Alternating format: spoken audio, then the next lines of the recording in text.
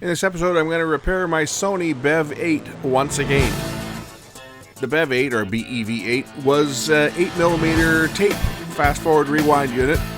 It also erases tapes. Very complex, very expensive. This thing was $500 when it's new. It's broken again. Let's fix it. My little Sony 8mm BEV8 has decided to act up again. When I turn it on, it just goes into fast forward and the tape compartment will not close. So something has gone haywire in this unit again. I guess it's time to take it apart and see why it's not working. I've rewound a couple hundred tapes in this thing since I fixed it last time. It does get a fair bit of use because I don't rewind tapes in my camera just to save wear and tear on it. So once again, we'll pop this unit apart and see what's gone wrong with it.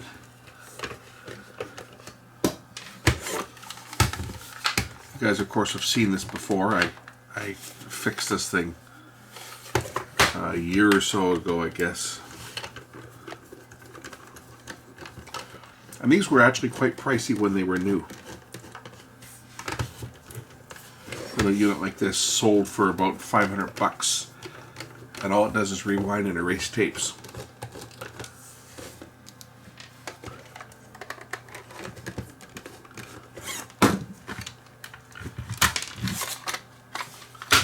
So it pops apart just like that.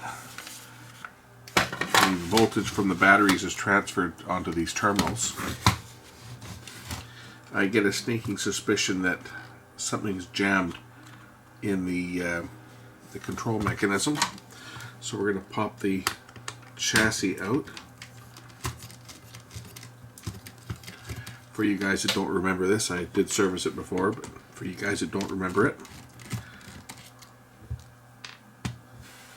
should lift out. One more screw at the front, I think. And this unit, if I remember correctly, has a little mode switch on it. It's almost like a little mini VCR in that respect. It does a lot of stuff that you would think that wouldn't be necessary for something that just rewinds tapes. But there's the circuit, and there's a motor over here that controls the mechanism, and I think this is probably the one that is messing up. It's a little loading motor down here that operates the mechanism.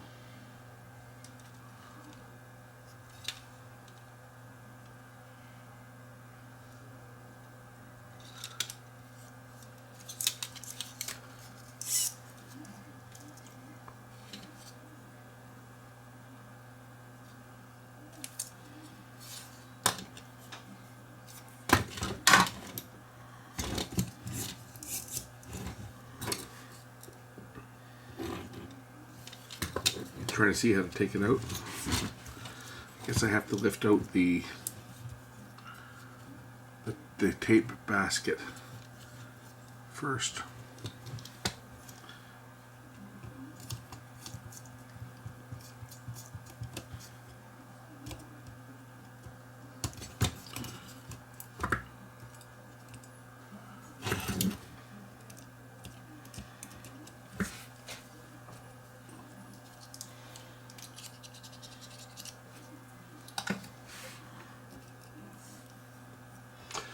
I detach my screwdriver.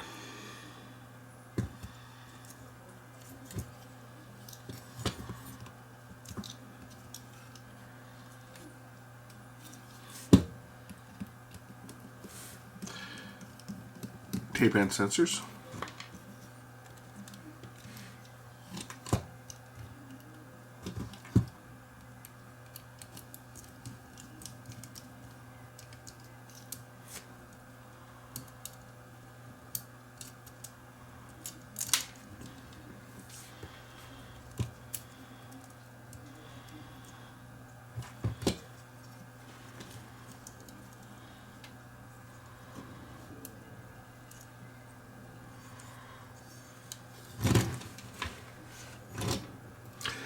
Careful not to lose the little covers. that go over the photo transistors. This uses optical sensors just like a camera would use, or a VCR, to tell it when the tape is at the end. And this should lift off. There should be 2 more screws, and then this basket should lift out of the way so that I can actually see underneath, see what's sticking.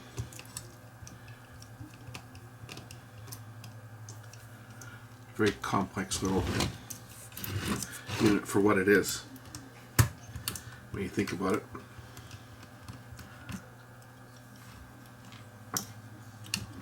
Okay, that lifts off.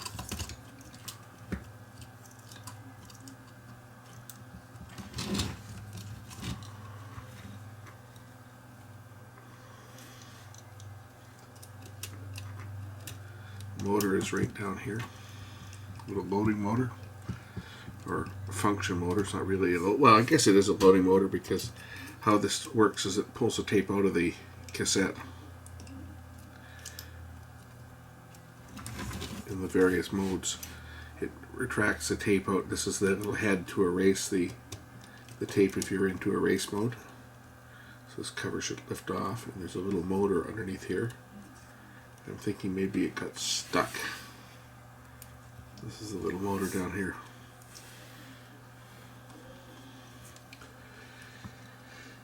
I'm curious as to whether it got stuck.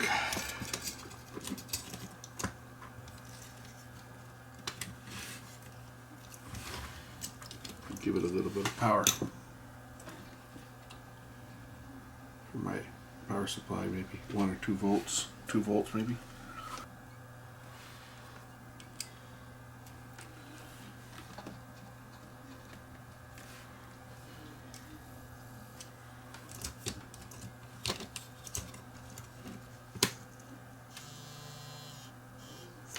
There, now it turned.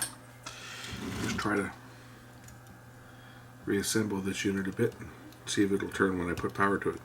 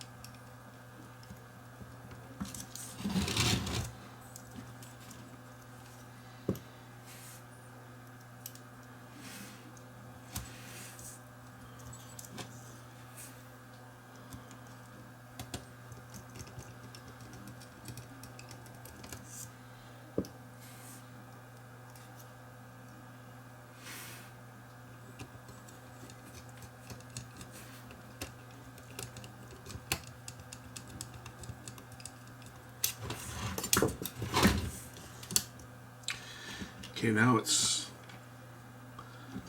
locking. I'll put the sensors back on and see whether it will work. See what will reset when I try to operate it and put some power to it through the terminals on the back. See whether it'll go through the paces. Hopefully it just got stuck. Maybe the motor got stuck at the end of its travel and just got jammed. That's what I'm thinking. That's what happened to it before.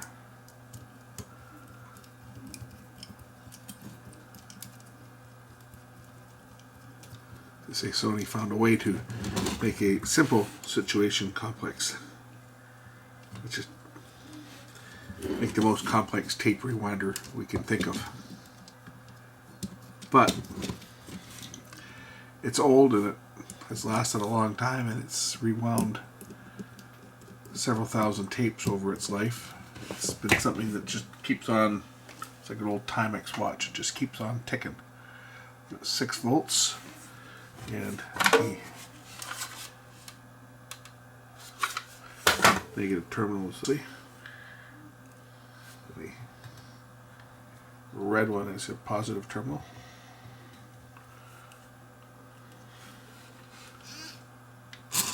Aha! Now if I push the rewind button, it should go into rewind. I think I gotta push a switch to tell it that there's a tape in it. There we go. Rewind. And fast forward.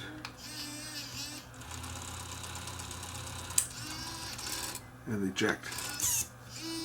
There we go. Okay, it's fixed. Excellent. So somehow the little motor got jammed. I'll put it together, and then I'll go grab a tape that needs to be rewound, and we'll test it. So grab the base, throw the base in here. The 2 terminals that connect to the battery compartment. I can put the screws in here first to hold the unit into the base.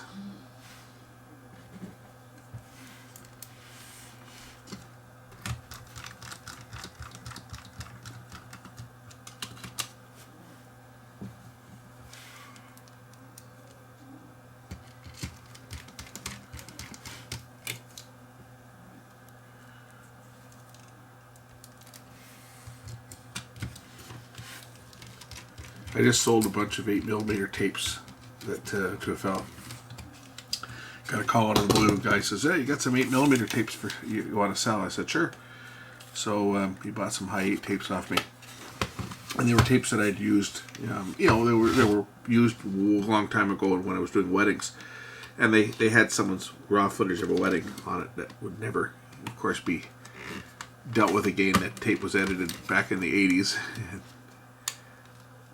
I just got rid of the original tape because it's getting hard to find blank 8mm tapes and blank high 8 tapes. So I figured, since I've got some, I don't need them. I'm not using them anymore. I might as well sell them. So I just use this to erase them first, because it does a virgin level erasure for the tapes. Takes them down to the level that you would get when they were brand new.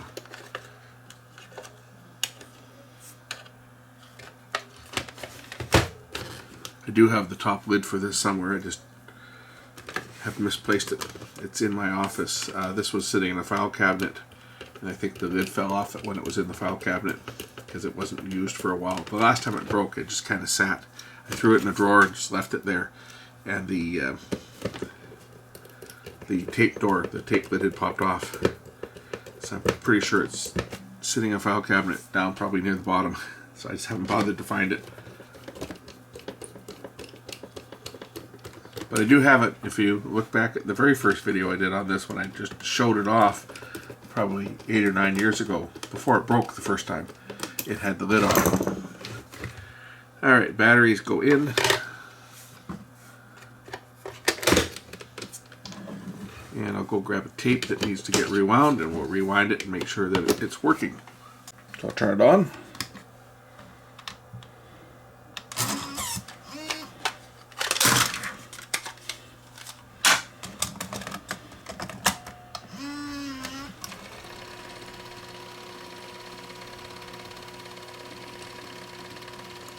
When it gets to the end, it'll stop and eject the tape.